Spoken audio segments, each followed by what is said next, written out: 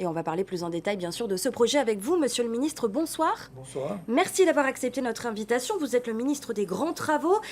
C'est donc une nouvelle étape dans le projet du village tahitien. Vous aviez tablé sur 50 milliards d'investissements locaux privés. Finalement, ce sera plus. Et oui, effectivement, nous sommes évidemment satisfaits du rendu, vu le nombre d'investisseurs qui ont voulu jouer le jeu, étant donné que si vous voyez bien la configuration de ce projet, on l'a taillé justement pour nos investisseurs locaux.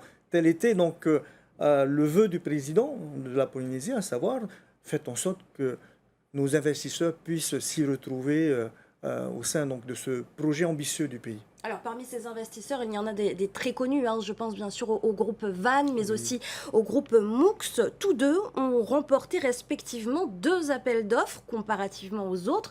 Comment est-ce que vous avez opéré ce choix des candidats, cette sélection? Il y a plusieurs critères qui ont été élaborés avec nos équipes techniques de G2P et évidemment avec la contrainte de la commune de Punavia que nous avons pris en compte dans l'élaboration depuis le début donc, de ce projet.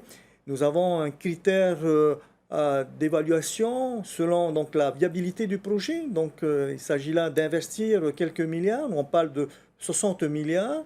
Il s'agit là aussi d'insérer la population au sein donc, de ces projets. C'est un peu l'ambition de pays aujourd'hui, à chaque grand projet touristique, que la population s'y retrouve, qu'il y ait un accès public, qu'il y ait un accès à la plage. Alors justement, la population, on en parle, il y a 4 hôtels classés, il devrait y avoir 4 hôtels classés 4 étoiles, dont un 5 étoiles. Vous confirmez toujours ce soir que la population sera toujours bénéficiaire de ce projet, pourra y accéder?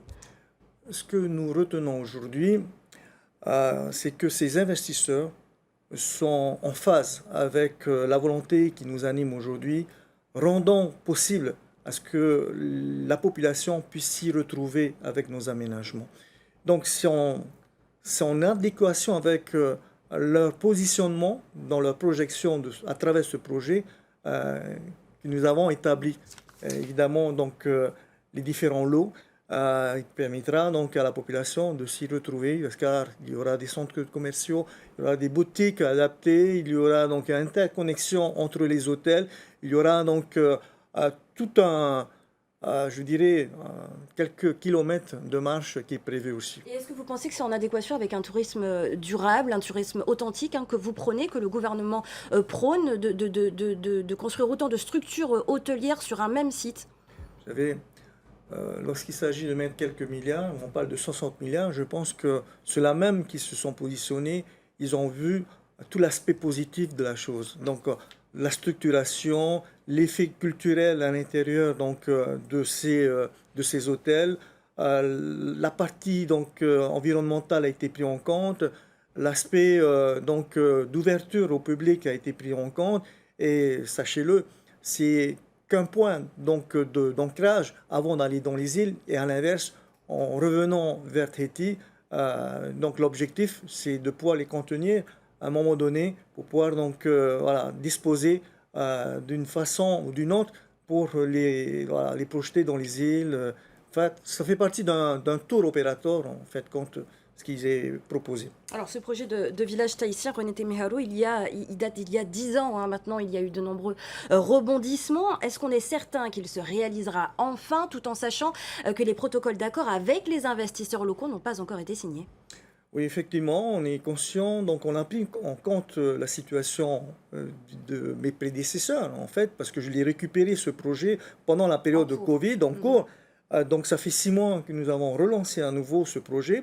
Nous avons fait en sorte, avec le vœu du président, nous avons rencontré des investisseurs privés, localement, pour leur dire, écoutez, on a trouvé la faille qui était justement d'ouvrir des perspectives avec un beau amphithéotique sur 99 ans, avec une perspective ambitieuse du pays, c'est-à-dire qu'on va mettre 10 milliards pour aménager tous les silos, rendre viable avec bien évidemment un aménagement du public, comme actuellement la place Veirei, donnant une perspective sur la plage. Voilà, c'est tous ces aspects qui sont pris en compte et je pense que les investisseurs d'aujourd'hui qui se sont positionnés, c'est ceux-là même qui sont actuellement, qui donnent à manger à notre population. Alors, Donc je pense qu'eux-mêmes sont bien placés pour le savoir, la C'est une, rentabilité par la suite. c'est une nouvelle étape, hein, René Temeharo. Cette nouvelle étape, bien sûr, hein, c'est une aubaine pour l'économie locale. On nous la présente à quelques semaines des élections territoriales. Est-ce que c'est un hasard du calendrier? Vous savez, on est élu sur 5 ans. Et pour vous dire, on se doit de travailler jusqu'à la fin de notre mandature. Ce sont nos objectifs qui sont mis en avant et on va jusqu'au bout. Parce que qu'importe l'élection, je veux dire, on va finaliser ce projet comme on l'avait mis dans nos projections dès 2018. Évidemment, aujourd'hui, on pourrait voir de ce côté-là. Mais je peux vous dire que vous assurer que, indépendamment de l'élection, moi, voilà, je suis un sportif. Je joue gagnant-gagnant. Je vais jusqu'au bout de ma mission, à savoir donner, impulser qu'il y ait de l'emploi dans ce pays. Et ça fait partie de ma mission à travers ce grand projet tant attendu par le pays. Alors, je vais raccorder cette actualité avec une autre, hein, celle des embouteillages à Oui. Tahiti. Construire autant justement de structures hôtelières sur un même site ou qui est une zone déjà assez dense, hein, en termes d'embouteillage, est-ce que c'est une bonne idée? Est-ce qu'il est prévu de fluidifier la circulation? Hier encore, une association vous interpellait à ce sujet. Vendredi dernier, les automobilistes ont été coincés Bien pendant sûr. plusieurs heures Bien dans sûr. la circulation. C'est vraiment une réelle problématique en Polynésie. Oui. Qu'est-ce que vous répondez ce soir? Oui, effectivement, je suis en premier lieu mieux placé pour le savoir. Et rappelez-vous, la route du Sud, lorsque j'évoquais la possibilité d'ouvrir ces perspectives, les associations, ben, je ne les ai pas vues dans un premier temps. Aujourd'hui, effectivement, nous sommes bien évidemment très soucieux de ce qui se passe dans ce pays. Nous avons des programmes d'études sur plusieurs aspects, que Il y ça a un plan soit... d'action prévu pour résoudre ce Ah oui, oui, problème de évidemment, on ne peut circulation? pas laisser faire les choses. Il faut qu'on anticipe. On a commencé le travail avec les maires, nous avons commencé avec quelques associations que nous avons donc rencontrées. Nous avons mis en place des programmes de rencontres pour analyser en fait comment s'y retrouver tous ensemble pour pouvoir disposer donc Donc de la voie. la discussion Voilà, est la ouverte. discussion est ouverte. Donc nous avons des perspectives, que ce soit par voie maritime, par la voie actuelle. Nous avons des études qui vont, bien sûr, d'ici courant mois d'août, septembre de cette année, si on est là, nous allons déployer ces moyens justement pour pouvoir aider ces gens-là qui sont en souffrance. On le reconnaît.